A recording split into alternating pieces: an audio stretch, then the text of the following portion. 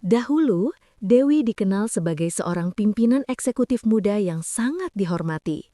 Parasnya menawan, pikirannya cemerlang, dan ia menjadi pusat perhatian banyak pihak.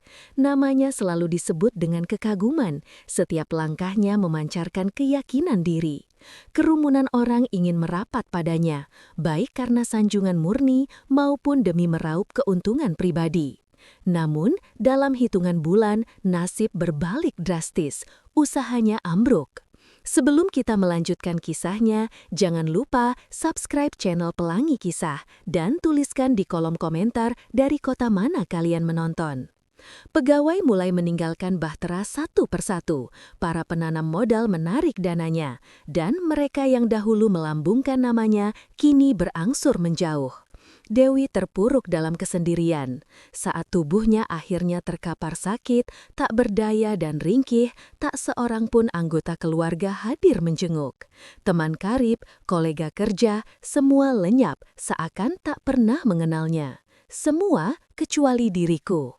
Aku hanyalah Budi, seorang petugas kebersihan dengan pendapatan pas-pasan yang kerap dipandang sebelah mata.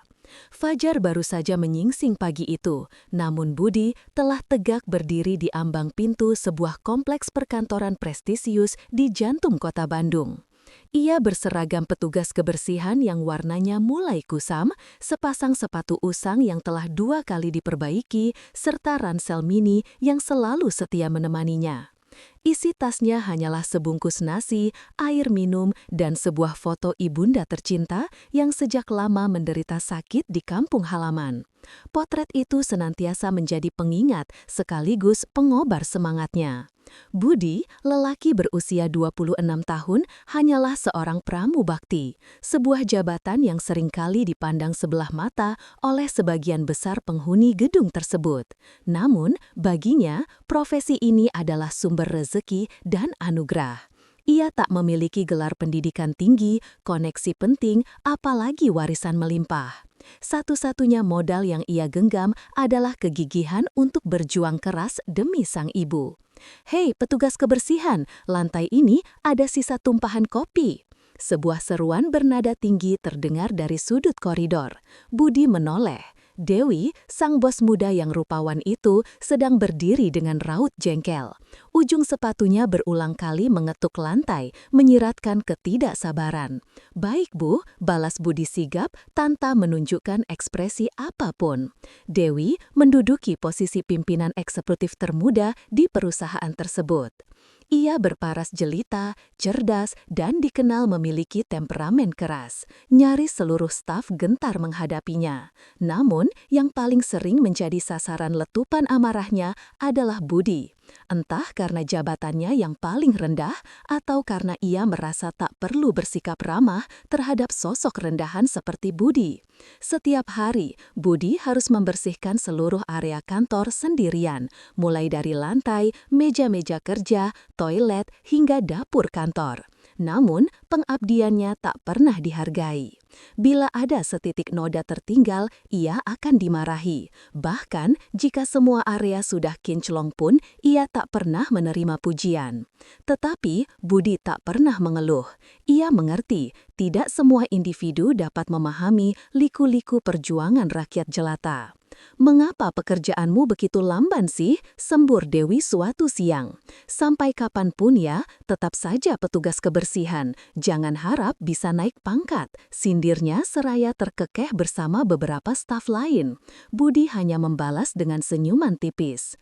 Cercaan semacam itu sudah lazim ia terima, baik dari Dewi maupun dari kolega lainnya. Namun, yang mereka semua tidak ketahui, setiap senja, Budi selalu menghubungi ibundanya yang terbaring lemah akibat komplikasi ginjal. Setiap kali suara sang ibu terdengar sayu, namun penuh kehangatan di seberang sana, Budi senantiasa merasakan kekuatan baru dalam dirinya. "Bagaimana pekerjaanmu, Nak?" tanya ibunya lembut. "Lancar, Bu. Doakan Budi bisa mengirim uang obat bulan ini ya," jawabnya seraya menahan buliran air mata. Tak seorang pun di kantor itu menyadari bahwa sebagian besar upah kecil Budi habis untuk membiayai pengobatan ibundanya. Ia rela bersantap seadanya, beristirahat di kamar kos sempit, dan tak pernah menghabiskan lebih dari Rp10.000 untuk jajan sehari. Namun, Budi tak ambil pusing. Yang terpenting adalah ibundanya dapat terus bertahan hidup. Suatu ketika, saat ia sedang membersihkan ruang pertemuan, seorang staf berujar dengan nada merendahkan. "Untuk apa sih petugas kebersihan sepertimu bekerja di sini? Sadar diri sedikitlah, ini kantor kelas atas, bukan tempatmu." Budi hanya tersenyum dan membalas pelan, "Saya hanya mencari nafkah yang halal, Mas." Itulah sosok Budi, seorang pria bersahaja dengan hati yang tulus, kualitas yang jarang ditemukan di era kini. Ia menyadari posisinya yang bukan siapa-siapa, namun ia meyakini bahwa selama ia berpegang pada kejujuran dan kesabaran, Sang Pencipta akan membimbingnya menuju keberkahan yang tak terduga. Roda nasib mulai berputar, dan waktu jua yang akan membuktikan siapa yang benar-benar tulus dan siapa yang sekadar memuja kedudukan. Waktu baru menunjukkan pukul 10 pagi, namun pekikan keras Dewi sudah menggema dari dalam ruangannya. "Budi, mengapa gelas di mejaku masih kosong?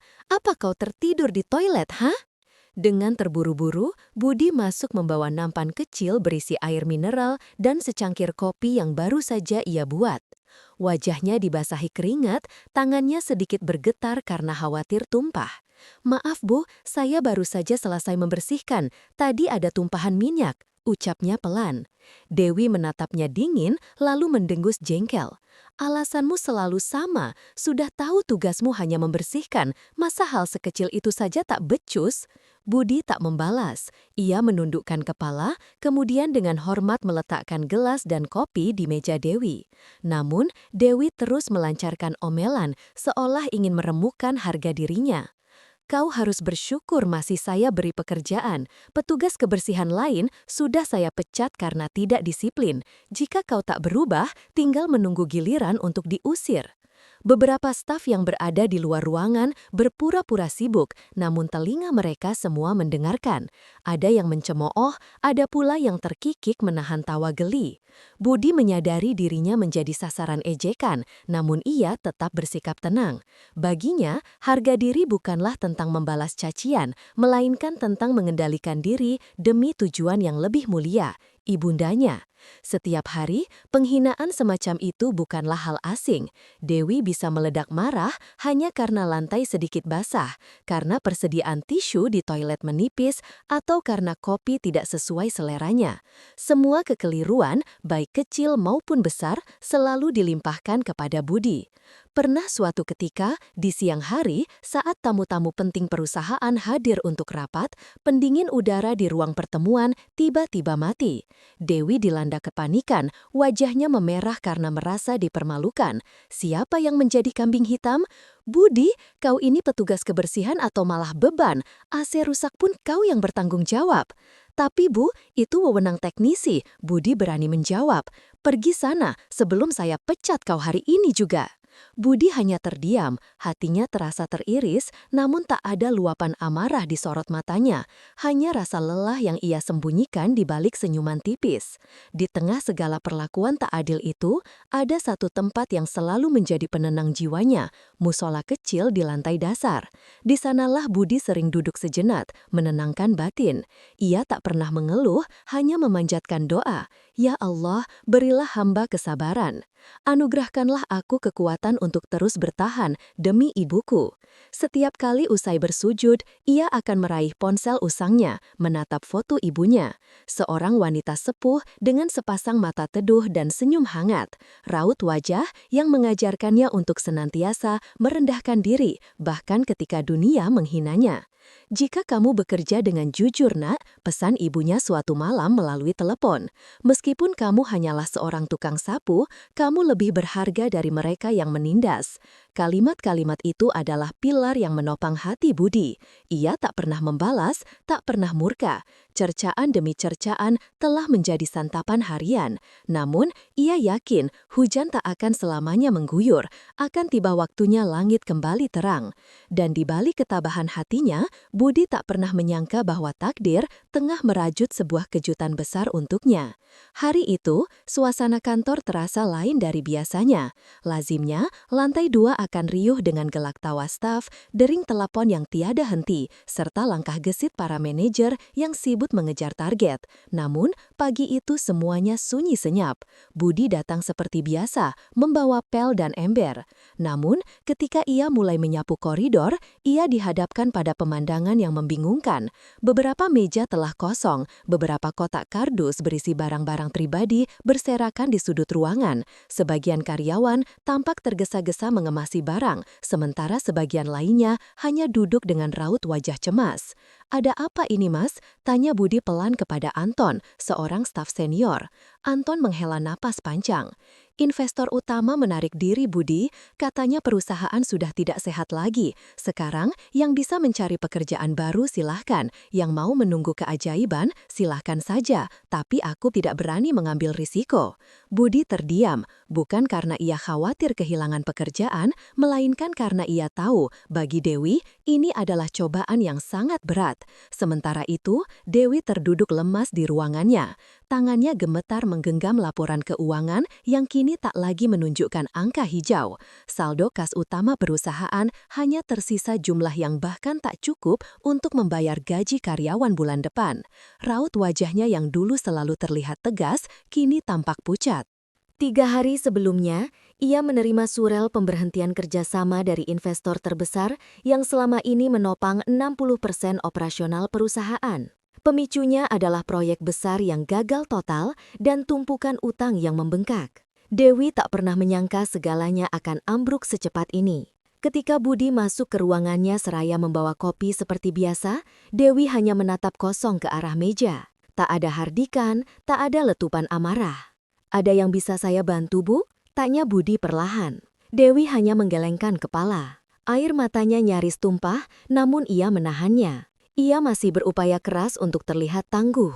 Meskipun secara bertahap, seluruh kekuatannya mulai hancur, dalam kurun waktu seminggu, lebih dari separuh karyawan mengundurkan diri. Meja-meja mulai lengang, telepon perusahaan jarang berdering, rapat-rapat dibatalkan, proyek-proyek besar dibekukan, dan ruang kantor yang dulunya syarat energi, kini terasa seperti gedung kosong tak berpenghuni. Di antara semua yang mulai menjauh, hanya Budi yang tetap hadir setiap hari dengan seragamnya yang usang.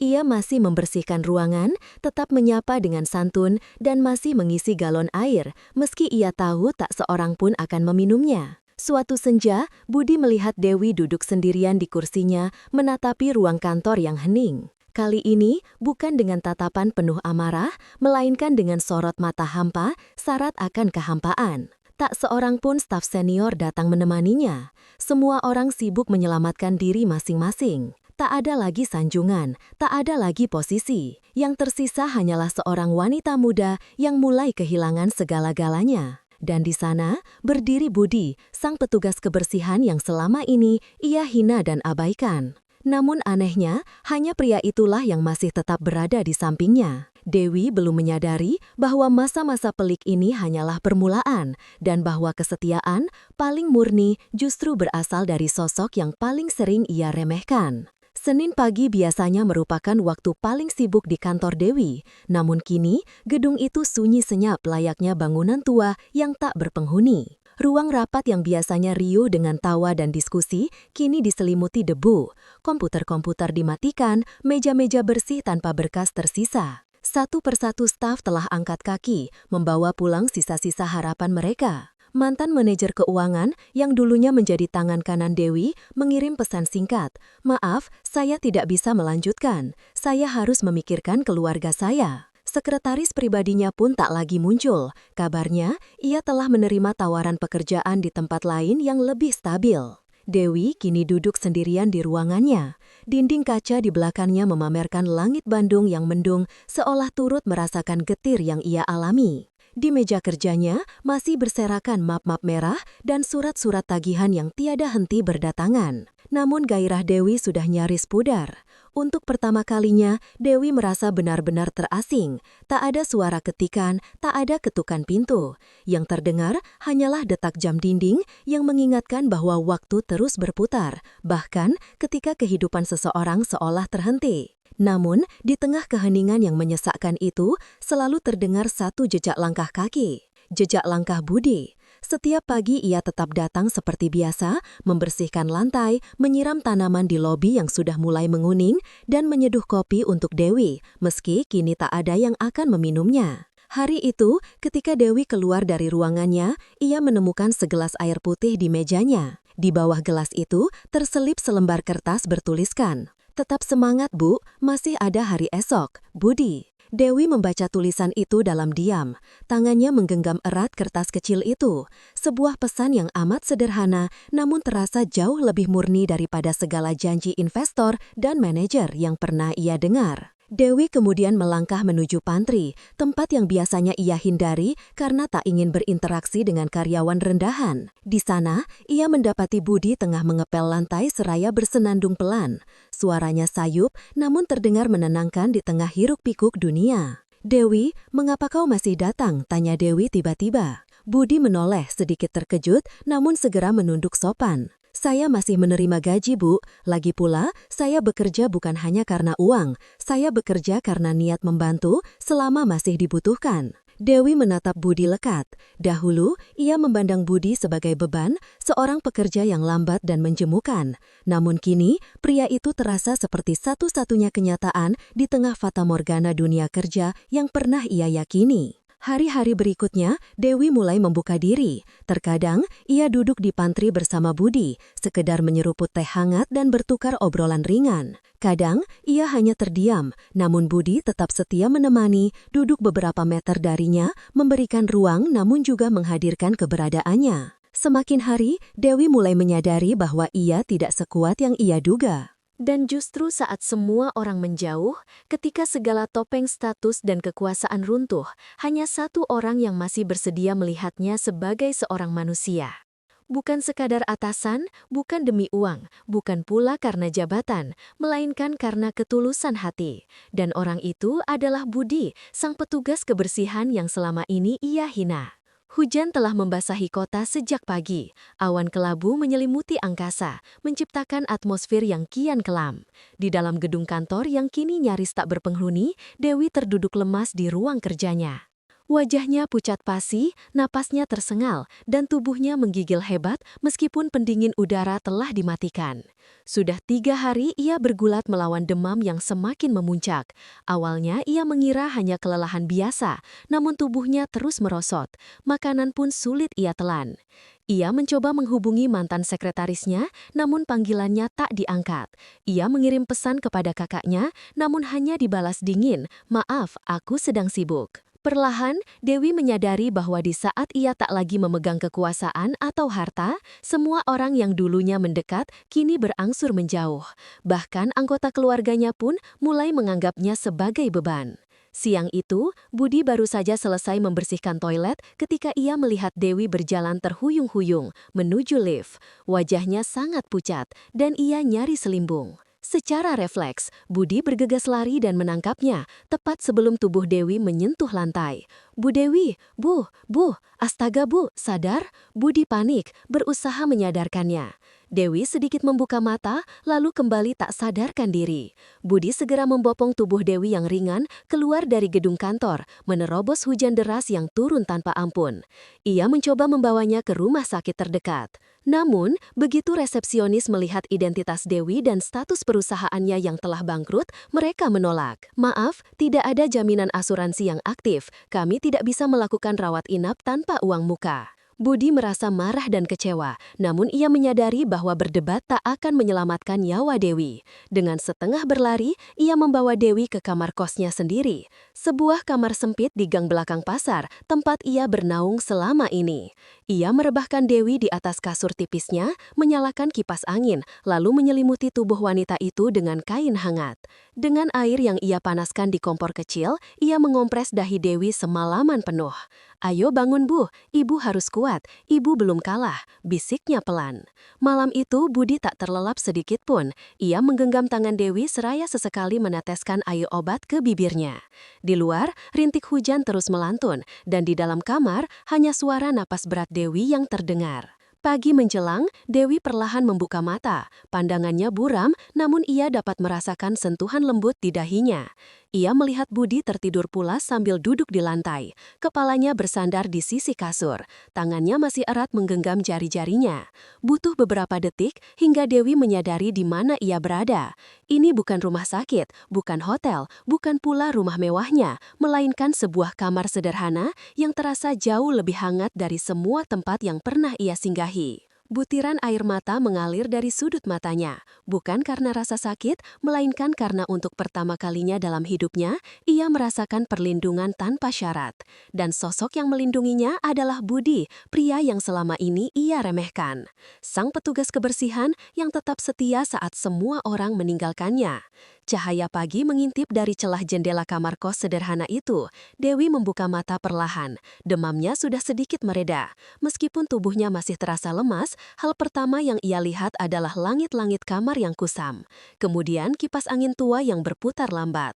Ini bukanlah tempat yang ia kenali. Lalu ia menoleh ke samping dan di sanalah Budi tertidur dalam posisi duduk bersandar di kasur tipis yang menjadi alas tidur Dewi. Wajah Budi tampak lelah, namun memancarkan ketenangan. Bahkan dalam tidurnya, ekspresinya pun tetap damai. Di pangkuannya masih terletak baskom kecil berisi air hangat dan kain lap, pertanda bahwa semalaman penuh ia menjaga Dewi tanpa henti. Dewi menahan napas, ada perasaan aneh yang menjalar di dadanya, sebuah rasa yang dulunya tak pernah ia biarkan hadir dalam hidupnya yang bergelimang kemewahan. Dewi tumbuh sebagai wanita yang kuat dan mandiri. Ia belajar untuk tidak menggantungkan hidup pada siapapun, bahkan pada keluarganya sendiri. Ia dididik untuk mencapai kesuksesan, untuk menjadi seorang pemimpin, dan ia berhasil melakukannya. Namun dalam proses itu, ia kehilangan sisi terpenting dari kemanusiaan, rasa percaya. Ia memperlakukan semua orang sebagai alat, termasuk Budi. Dahulu, Budi hanyalah petugas kebersihan yang ia pandang remeh. Ia kerap memarahinya tanpa alasan, menjadikannya pelampiasan dari segala stres dan tekanan. Ia tak pernah menanyakan kabarnya, tak pernah tahu bahwa pria itu tinggal di kamar kos sempit demi dapat mengirimkan uang untuk ibundanya yang sakit. Ia tak tahu karena ia memang tak peduli. Namun hari ini, di tengah sakit dan kesendiriannya, hanya satu orang yang tetap hadir. Seseorang yang tak pernah mengeluh, tak pernah menuntut, tak pernah menjauh. Tangannya yang kasar akibat kerja keras, kini berubah menjadi tangan yang paling lembut saat menggenggam jari-jari Dewi. Butiran air mata Dewi perlahan menetes, tak tertahankan. Budi terbangun karena merasakan tangannya bergerak. Ia melihat Dewi sudah tersadar dan dengan sigap mengambil air minum. "Bu, Ibu sudah bangun, Alhamdulillah. Ini minum dulu ya, pelan-pelan." Dewi menerima gelas itu dengan tangan gemetar. Matanya menatap Budi penuh makna. "Mengapa kamu bisa sebaik ini padaku?" tanyanya lirih. Budi tersenyum. "Karena saya tahu rasanya jatuh dan ditinggalkan. Dan saya tahu Ibu sedang sendiri saat ini.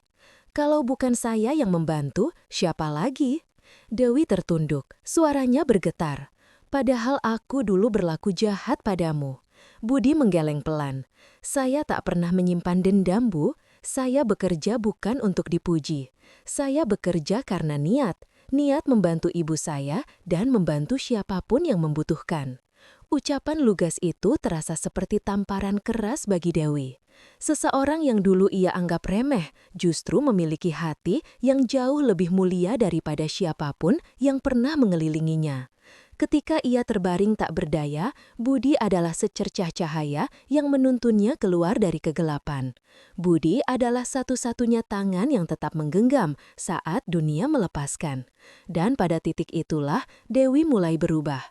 Bukan secara instan, melainkan bertahap. Hatinya mulai terbuka, menerima kenyataan bahwa terkadang kasih sayang datang dari arah yang paling tak terduga. Matahari pagi menyelinap masuk melalui celah genteng kamar kos Budi yang sederhana. Di meja kecil sudut ruangan tergeletak 2 cangkir teh hangat dan selembar kertas kosong. Dewi menatap kertas itu dalam keheningan. Sementara Budi duduk di lantai membersihkan wajan tua yang baru ia beli dari pasar lokal. "Jika aku memulai usaha makanan, maukah kau membantu, Budi?" tanya Dewi tiba-tiba. Budi menoleh, tersenyum seperti biasa. "Maksudnya catering begitu, Bu?" "Ya," angguk Dewi pelan. "Aku tidak bisa bekerja di kantor lagi. Seluruh aset sudah terjual dan reputasi perusahaanku hancur di mata para investor. Namun aku tak ingin menyerah." Budi meletakkan wajan lalu duduk di samping Dewi. "Saya akan membantu, Bu. Apa saja. Mau memasak, membersihkan dapur, mengantar makanan, semua saya siap." Dewi menatap Budi lama. Tak ada sedikit pun keraguan dalam jawabannya, hanya ketulusan murni yang membuat Dewi merasa tidak lagi sendiri. Beberapa hari berselang, dengan sisa dana yang amat minim, Dewi menyewa sebuah dapur mungil di bagian belakang rumah kontrakan seorang kenalan lama. Bermodalkan peralatan seadanya dan resep warisan ibundanya yang dulunya piawai memasak, ia memulai rintisan usaha catering rumahan bernama Rasa Setia, sebuah nama yang terinspirasi dari sosok yang tak pernah meninggalkannya. Setiap hari, mereka bekerja sejak fajar menyingsing. Dewi meracik masakan, sementara Budi membantu memotong bahan, mencuci perlengkapan, mencatat pesanan, hingga mengantar hidangan dengan sepeda motor bekas yang telah berkarat. Tangan mereka acap kali terluka karena tergesa-gesa dan tubuh mereka didera kelelahan. Namun tak satu pun dari mereka melontarkan keluhan. Dewi, yang dulu hanya akrab dengan presentasi dan laporan, kini berdiri di dapur yang panas, memegang sendok sayur dan penggorengan. Namun, ia merasa lebih hidup dari yang pernah ia rasakan. "Saya baru tahu Bu Dewi bisa memasak, Bu," celetuk Budi seraya mengepel lantai dapur. Dewi tertawa. "Kalau hidup sedang terdesak, semua bakat akan muncul, Budi." Hari-hari berlalu perlahan, namun syarat makna. Pesanan mulai berdatangan dari warung-warung, perkantoran skala kecil, bahkan beberapa tetangga yang menggemari masakan rumahan Dewi. Tak jarang Dewi merasa canggung saat harus mengantar makanan sendiri kepada pelanggan. Namun, setiap kali ia merasa malu, Budi akan berujar, "Yang penting halal, Bu. Merasa malu karena pekerjaan itu salah tempat." Kalimat-kalimat itu menjadi mantra penyemangat. Pada malam harinya, mereka duduk bersama mencatat pemasukan dan pengeluaran harian. Budi, meskipun hanya lulusan SMA, ternyata sangat cermat dalam mencatat dan mengelola keuangan. Dewi sempat tak percaya, namun akhirnya ia menyerahkan sepenuhnya bagian keuangan kepada Budi. "Aku dulu selalu melihatmu sebagai petugas kebersihan yang tidak tahu apa-apa," kata Dewi suatu malam. "Padahal kamu lebih teliti daripada manajer keuanganku dahulu." Budi hanya tersenyum sambil menunduk. "Saya hanya belajar dari kehidupan, Bu. Hidup yang mengajarkan saya bagaimana cara berhemat, bersabar, dan pantang menyerah." Perkataan itu menusuk tajam hati Dewi. Dahulu, ia sombong karena merasa memiliki jabatan dan pendidikan tinggi. Namun, saat segalanya runtuh, justru orang yang paling ia remehkanlah yang membantunya bangkit. Kini, mereka bukan lagi atasan dan bawahan. Mereka adalah dua pejuang kehidupan, berdiri di sisi yang sama, saling menopang, saling menguatkan. Dan meskipun usaha mereka masih berskala kecil, Dewi tahu ia telah menemukan sesuatu yang jauh lebih berharga daripada perusahaan bernilai miliaran, seorang teman sejati bernama Budi. Bulan-bulan berlalu, dan pagi itu dapur kecil Dewi tak lagi sepi. Aroma masakan menyeruak hingga ke gang depan, mengundang para tetangga untuk kerap menjenguk. Di sisi dapur, Budi tengah memotong ayam dengan sigap, sementara Dewi memeriksa daftar pesanan yang terus bertambah. "Budi, kita mendapat pesanan lagi dari kantor Bapak Hermawan, 50 kotak nasi liwet," seru Dewi dengan mata berbinar. Budi tersenyum. "Alhamdulillah, Bu, sepertinya kita perlu membeli rice cooker tambahan." Kini, mereka tak hanya melayani pesanan kecil, namun juga catering rutin mingguan untuk beberapa kantor dan acara keluarga. Ulasan positif di media sosial mulai membanjiri, sebagian besar memuji cita rasa rumahan dan pelayanan mereka yang ramah. Dewi, yang dulu dikenal sebagai atasan berhati dingin dan perfeksionis, kini telah bertransformasi. Ia menyapa pelanggan dengan hangat, bahkan mengantar pesanan sendiri jika Budi sedang sibuk. Tak ada lagi rasa malu. Ia memahami bahwa pekerjaan bukanlah tentang gengsi, melainkan tentang ketulusan hati. Pelanggan pun mulai mengenal mereka sebagai pasangan kerja yang serasi. "Ibu yang memasak, Mas Budi yang mengantar ya?" tanya seorang ibu rumah tangga langganan. Dewi tersenyum. "Iya Bu, kami tim yang solid." Setiap malam, mereka duduk di meja kayu kecil, menyusun strategi. Budi dengan buku catatannya, Dewi dengan ide-ide promosi kreatif. Meskipun sederhana, ada rasa bangga di setiap pencapaian. Mereka bahkan sudah bisa mempekerjakan 2 ibu tetangga untuk membantu memasak dan membungkus makanan. "Budi," ujar Dewi suatu malam, "aku dulu mengira kebahagiaan itu bersumber dari jabatan tinggi dan mobil mewah. Tapi ternyata rasanya berbeda ya, ketika semua ini adalah hasil dari jerih payah sendiri." Budi mengangguk pelan. "Rasanya lebih mendalam Bu, karena kita tahu setiap butir nasi yang keluar dari dapur ini ada perjuangan di baliknya."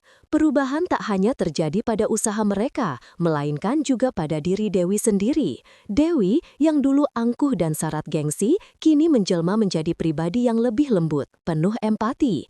Ia tak lagi menilai orang dari penampilan atau jabatan, sebab ia pernah terjatuh dan merasakan pahitnya diremehkan. Suatu hari, saat sedang mengantar pesanan ke sebuah kantor kecil yang baru menjadi pelanggan, Dewi ditatap oleh salah satu staf muda yang mengenalinya. "Bu Dewi, yang dulu pemilik PT Karisma Global." Dewi terdiam sejenak, lalu tersenyum. "Iya benar." Staf itu tercengang. "Kok sekarang?" "Saya sedang belajar memulai dari nol," jawab Dewi tenang. "Dan saya bersyukur masih bisa bekerja dengan jujur." Perkataan itu membuat staf tersebut terdiam penuh kekaguman. Kini, Dewi bukan lagi wanita yang dibanggakan karena status dan kekayaan, melainkan karena keberanian dan ketulusan untuk bangkit. Dan di balik semua ini, ada Budi, sosok yang tak pernah lelah memberikan dukungan. Walaupun dulu hanya dianggap sebelah mata, Dewi tak lagi memandangnya sebagai seorang petugas kebersihan. Bagi Dewi, Budi adalah rekan sejati, dan perlahan mungkin lebih dari itu. Malam itu, hujan rintik-rintik membasahi atap rumah kontrakan yang kini telah berubah menjadi dapur usaha kecil mereka. Di dalam, Dewi duduk terdiam di ruang tamu, memandangi Budi yang sedang mencuci panci-panci besar di dapur. Wajah Budi basah oleh uap dan percikan air, namun senyumnya tak pernah luntur. "Budi," bisik Dewi pelan, nyaris tak terdengar. Ia tak tahu kapan persisnya hatinya mulai berubah. Mungkin saat Budi menggendongnya ke klinik di tengah malam, atau ketika Budi rela menahan lapar demi membelikan obat, atau bisa jadi saat ia melihat pria itu tersenyum walau dicaci, tetap membantu walau dihina. Perasaan itu tumbuh secara diam-diam, layaknya benih yang tak pernah ia tanam, namun tiba-tiba mulai berakar kuat.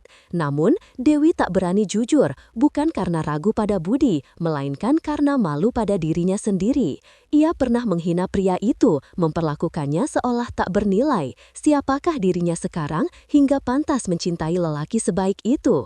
"Aku tidak pantas," gumamnya, menunduk dalam-dalam.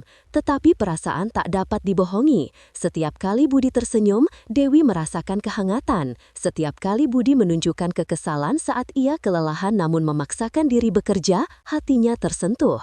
Budi bukan hanya menjadi penopang utama usahanya, melainkan juga pelindung rahasia bagi hatinya yang dulu keras membatu. Suatu malam, setelah mereka selesai menghitung pemasukan hari itu, Budi berkata, "Bu Dewi, saya ingin bertanya sesuatu." Dewi menoleh. "Apa Budi?"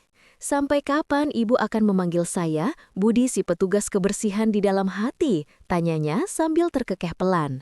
Dewi terdiam. Budi menatapnya lembut. "Saya memang bukan siapa-siapa, saya tahu itu. Tapi saya juga bukan orang yang dulu Ibu hina. Saya tidak pernah berubah. Hanya saja mungkin Ibu baru melihatnya sekarang." Dewi menunduk, air matanya jatuh tanpa suara. Maafkan aku, Budi, ucapnya pelan. Dulu aku terlalu angkuh. Aku hanya melihat status, bukan hati. Budi mendekat, duduk di sampingnya. Semua orang pernah berbuat salah, Bu, tapi tidak semua orang mau berubah, jawab Budi dengan suara rendah. Dan ibu berubah. Itulah yang membuat saya tetap berada di sini. Dewi menatapnya. Untuk pertama kalinya, ia tak melihat lagi perbedaan di antara mereka. Ia hanya melihat satu hal, ketulusan seorang pria yang selama ini tak ia hargai, namun kini menjelma menjadi satu-satunya cahaya dalam hidupnya. Malam itu, tanpa ucapan cinta, hati mereka saling menyelami. Tanpa pelukan, ada kehangatan yang tak terlukiskan. Memang benar, cinta bisa hadir dari arah yang paling tak terduga. Dan terkadang cinta itu tumbuh bukan dari kesempurnaan, melainkan dari luka yang sama-sama disembuhkan. Malam itu, langit tampak lebih damai. Hujan telah lama berhenti, hanya menyisakan aroma tanah basah yang berpadu dengan wangi masakan dari dapur kecil mereka. Dewi duduk di bangku panjang, memandangi lampu gantung yang temaram. Jantungnya berdebar tak beraturan. Budi baru saja merampungkan tugas mencuci peralatan dapur. Tangannya yang kasar namun gerak-geriknya lembut mengelap meja dengan sabar lalu duduk di seberang Dewi sambil tersenyum. Hari ini cukup ramai ya, kata Budi, berusaha mencairkan suasana. Dewi hanya mengangguk, namun tatapannya berbeda. Ada sesuatu dalam dirinya yang mendesak untuk keluar, perasaan yang telah lama terpendam, namun malam itu terasa terlalu menyesakkan untuk terus disimpan. Budi, ucap Dewi pelan. Budi menoleh. Iya, Bu. Jangan panggil aku Bu lagi. Budi terkejut. Lalu, Dewi menghela napas panjang. Panggil saja Dewi. Budi terdiam. Ada sesuatu yang berubah malam itu dan ia dapat merasakannya. Mata Dewi tak lagi sekedar menatapnya sebagai rekan kerja atau mantan bawahan. Ada kehangatan, ada harapan. Aku sudah kehilangan segalanya, ucap Dewi pelan. Jabatan, harta, teman, bahkan keluarga pun menjauh. Tapi saat semuanya lenyap, kau tetap ada. Tanpa pamrih, tanpa syarat. Budi menelan ludah. Ia dapat merasakan detak jantungnya semakin cepat. Aku pernah berdiri di puncak, lanjut Dewi. Namun aku merasa paling kesepian. Sekarang aku tak memiliki apa-apa. Namun bersamamu aku merasa cukup. Bahkan lebih dari cukup. Budi masih terdiam. Ia takut menginterupsi rangkaian kata itu, namun batinnya bergejolak hebat. Dewi menatapnya dalam-dalam. Malam ini aku ingin bertanya padamu, Budi. Ah, apa itu? Budi nyaris berbisik. Dewi menggenggam tangannya. Maukah kau menjadi pendamping hidupku? Budi membeku. Ya, seorang mantan petugas kebersihan yang hanya memiliki seragam kerja usang dan sepeda motor butut. Ia yang pernah direndahkan di hadapan banyak orang, dianggap tak pantas berjalan di samping wanita sehebat Dewi. Dan kini, wanita itu yang bahkan dalam kesederhanaannya tetap memancarkan keanggunan justru melamarnya. Aku ini siapa, Dewi? Budi akhirnya bersuara. Suaranya bergetar. Aku hanya tukang pel yang hidup dari upah harian. Aku bahkan belum bisa memberimu cincin, apalagi masa depan yang mewah. Dewi tersenyum. Senyuman yang belum pernah Budi lihat sebelumnya. Penuh keikhlasan. Aku tidak membutuhkan kemewahan, Budi. Aku hanya membutuhkan seseorang yang tak akan pernah meninggalkanku. Seseorang yang mencintaiku, bahkan saat aku bukan siapa-siapa. Budi menunduk. Butiran air matanya jatuh tanpa ia sadari. Ia menggenggam tangan Dewi lebih erat. Jika begitu, izinkan aku mencintaimu, Dewi. Aku tak punya banyak, tapi hatiku ini hanya untukmu. Malam itu, tanpa pesta meriah, tanpa balon, tanpa bunga, sebuah lamaran telah diterima. Bukan karena status sosial, bukan karena kekayaan, melainkan karena ketulusan dan cinta yang bertahan bahkan saat dunia berbalik menjauh. Pagi itu, mentari bersinar hangat. Di halaman rumah sederhana yang mereka tinggali, beberapa kursi plastik berjajar rapi. Tak ada dekorasi mewah, tak ada pelaminan tinggi berhias bunga impor, hanya tenda putih sederhana dan meja makan berisi hidangan hasil masakan catering rumahan mereka sendiri. Dewi tampak jelita dalam kebaya putih sederhana dan riasan tipis yang ia bubuhkan sendiri. Budi berdiri di sampingnya, mengenakan batik bersih dan celana panjang hitam yang baru pertama kali ia beli dari hasil tabungannya. Wajahnya memancarkan kebahagiaan, namun diselimuti kegugupan luar biasa. Yang lebih menghebohkan bukanlah kesederhanaan pesta itu, melainkan fakta siapa yang menikahi siapa. Itu Dewi, mantan atasan kita di kantor dulu, bisik seorang tamu yang baru tiba. Iya, dan yang menjadi suaminya itu Budi, si petugas kebersihan yang dulunya sering dimarahi. Sahut tamu lainnya dengan mata terbelalak. Orang-orang mulai mengerumbungi, beberapa wajah tampak tak percaya. Sebagian bahkan menunjukkan raut malu. Dahulu, mereka ikut menertawakan Budi, memandangnya hanya sebagai tukang bersih-bersih yang tak layak diperhitungkan. Namun hari ini, mereka menyaksikan Budi berdiri tegak. Sebagai suami dari Dewi, wanita yang dulunya menduduki jabatan direktur cantik dan berkuasa. Mantan rekan kerja Dewi berdatangan. Beberapa dari mereka hadir karena rasa penasaran belaka, bukan atas undangan. Mereka ingin melihat dengan mata kepala sendiri kabar aneh yang telah tersebar luas di grup WhatsApp kantor lama. Dan saat mereka menyaksikan senyuman Dewi yang begitu bahagia, mereka tak mampu berujar apapun. Tak ada kebohongan di sana, tak ada paksaan, hanya cinta murni yang terlahir dari luka dan kesetiaan. Dia benar-benar menikahi petugas kebersihan itu, gumam salah satu rekan lama Dewi. Namun, seorang ibu yang duduk di barisan tamu berujar bijak.